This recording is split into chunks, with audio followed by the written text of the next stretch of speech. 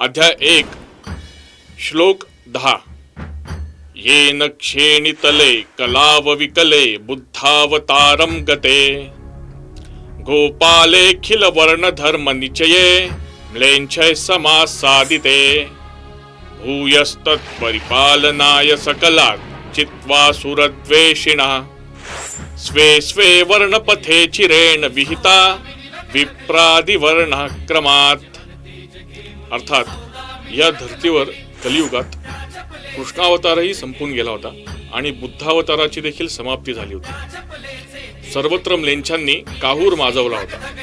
अशा वेळी देवाधर्माचा द्वेष करणाऱ्या या लोकशत्रूंना म्हणजेच तुर्की, इराणी, अफगाणी, उझबेकी, हबशी, मोगल या विदेशी आक्रमकांना, या विदेशी म्लेच्छांना जिंकून छत्रपती शिवरायांनी विद्वत जनादी आणि सर्व लोकांना आपापले कर्तव्य करण्यास भाग पाडले।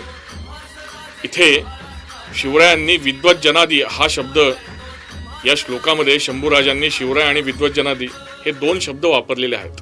म्हणजेच शिवरायांनी विद्वत जनादी आदी लोकांना म्हणजे कोण तर विद्वत जनादी म्हणजे विद्वान लोक, आत्ताच्या भाषेमध्ये बुद्धिवंत, बुद्धिजीवी।